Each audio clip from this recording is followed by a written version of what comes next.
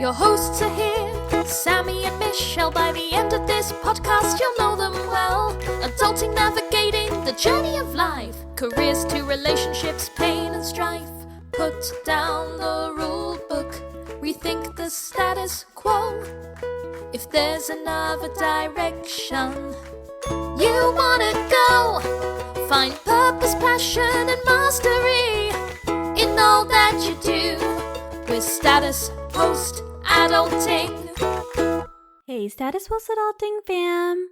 This is Sammie and Michelle, and you're listening to the 45th episode of Status Post Adulting, where we are talking about savings rates. But first, let me check in with my co-host Michelle. How are you doing, Michelle? I'm good, Sammie. Very stuffed. We just had Thanksgiving here in the United States, and we had a ton of really great food. We got to spend time with our family, with our parents, and it was overall just a really nice holiday. Thanksgiving is one of my favorite holidays, and I'm super grateful every year to be able to spend a little bit of time with my family and enjoy some good food. Yes, Michelle, the food was super delicious. And I'm super grateful that we did not have a ton of desserts at our Thanksgiving. Sure, the food's maybe not the healthiest, but we didn't have pumpkin pie and the sweet potatoes with the marshmallows and all those things. We cut out desserts this year, and I am super grateful for it. I am also super grateful because we have had an increase in the number of listeners. So thank you to all our listeners from day one, and thank you to all new listeners, and welcome to Status Post Adulting. Feel free to listen to the podcast in whatever order you would like. But if you would like to know what the podcast is about, I would check out episode 1, What is Status Post Adulting?, where we discuss how we came upon this idea to make this podcast in the first place. I totally agree with that, Sammie. We are so excited to have so many great listeners, both new and old, who are listening to this podcast, who engage with our content every week. We are so lucky that we've made it to 45 episodes and have had such a wonderful, supportive community. That gave Sammie and I the idea that at the end of the year, we would love to recap some of the things that a lot of you have already shared with us. We'd love if you could reach out to us, text, email, direct message on Instagram, and let us know if there was something that you took action on or something that inspired you in any of our podcasts. We'd love to hear more about it, and we will share them for our end of the year episode. Exactly, Michelle. If you guys have made any changes, be sure to let us know. Moving forward to our topic this week, savings rate. I think it's a great one after Black Friday, after Cyber Monday. I know these weekends I end up in this weird decision fatigue and scrolling through a bunch of deals, thinking, should I buy stuff? Should I not? And with our move coming up, we've been thinking a lot about what furniture we need and different things we need for our new apartment. Definitely got myself into a bit of a consumption-minded space. And so Sammie and I thought talking about savings rate this week would be perfect because it's the end of the year. It's a great time to look over your finances and start to think about, hey, what's my savings rate and how can I improve on it? That's so true, Michelle. There is nothing like remembering your savings rate to help you get back on track with spending. So, to be super general, savings rate is how much money you save compared to your general compensation. And there's actually multiple ways to calculate your savings rate, and we'll discuss an article about that later in the podcast. But from a super general sense, savings rate is pretty much how much you save and keep compared to how much you get paid.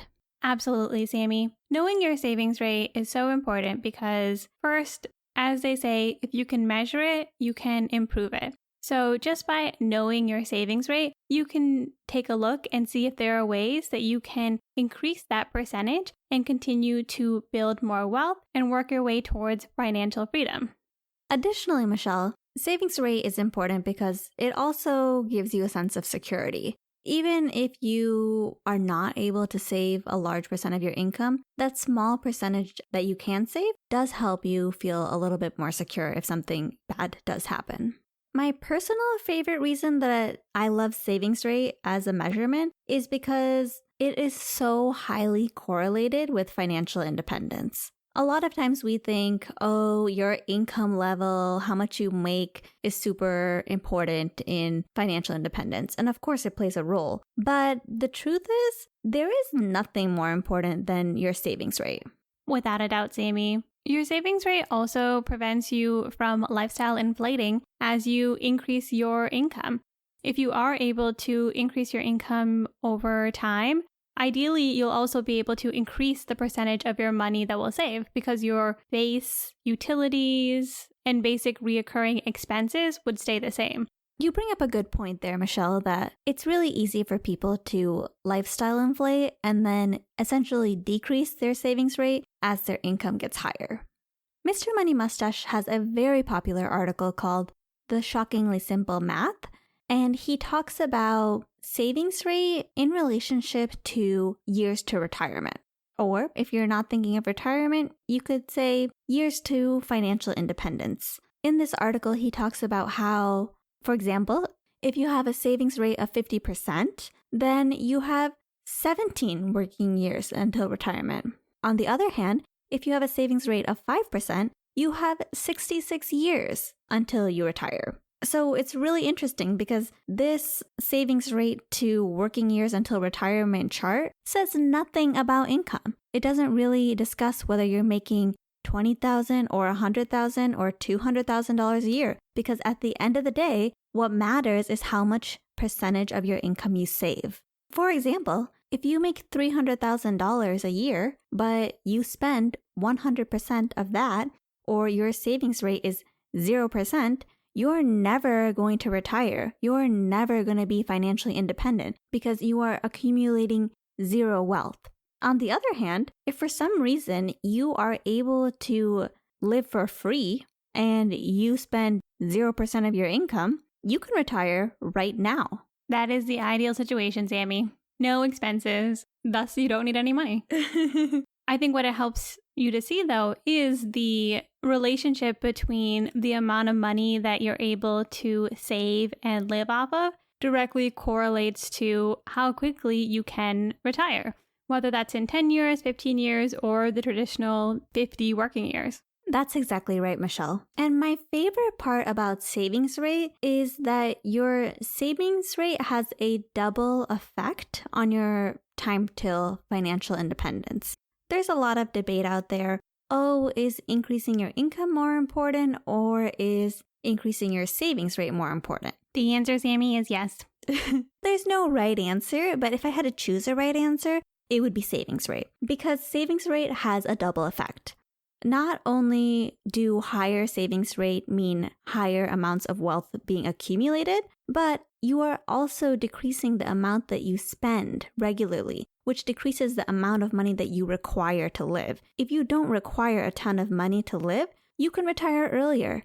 Absolutely, Sammie. Because there are two ways to increase your saving rate. One, to save more money, and also decrease your expenses and decrease the random things you're buying that you don't need. You're actually able to make changes now for the long term that mean that when you do retire, you actually don't need as much money because you're spending less money as well. Exactly, Michelle. And the great thing about savings rate is it points to true wealth rather than the stereotypical things that people attribute to wealthy people.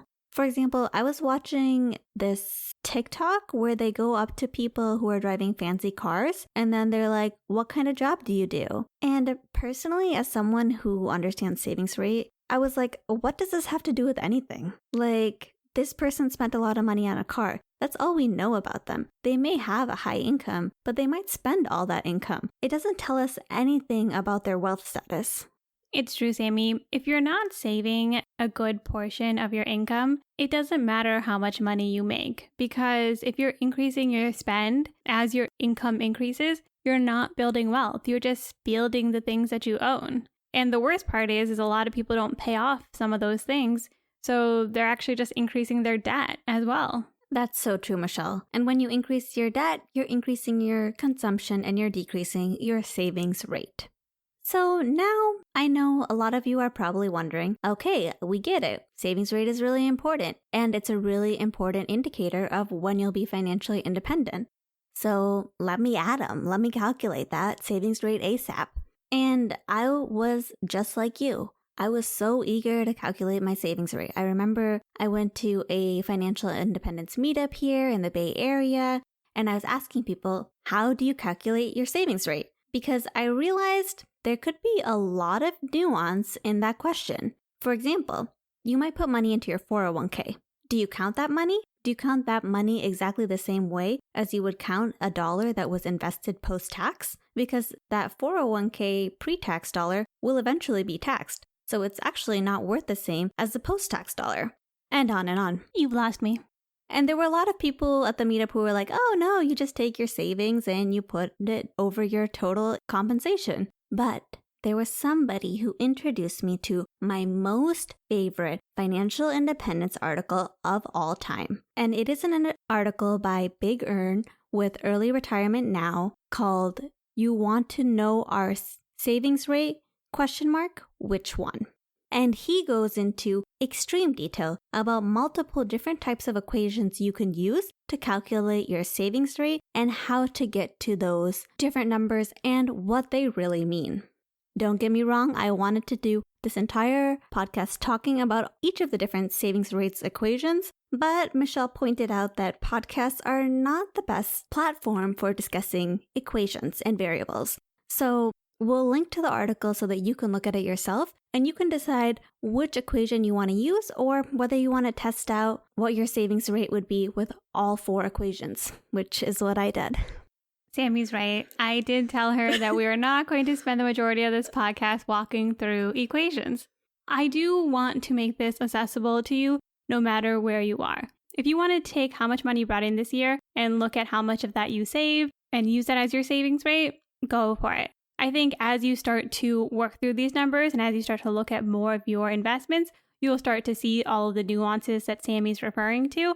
And that's when having the article really helps because hopefully you do get to a point where you're like, ooh, okay, awesome. I made this much money. But wait, I have to think about how much money I made after taxes. And I also have to think about how much of that money I put into my 401k or my IRA or whatever pre-tax vehicle you might have. And that's when you can take it to the next level. But having a general idea of your savings rate is also helpful because the goal at the end of the day is to help you increase your savings percentage. Exactly, Michelle. And we'll link to the article so that you can just go through the equations yourself and see which one works best for you. But I'll go through some principles that he considers. For example, your mortgage payment would be part of your savings rate because that is something that's helping you build an asset. On the other hand, your mortgage interest is not part of your savings rate.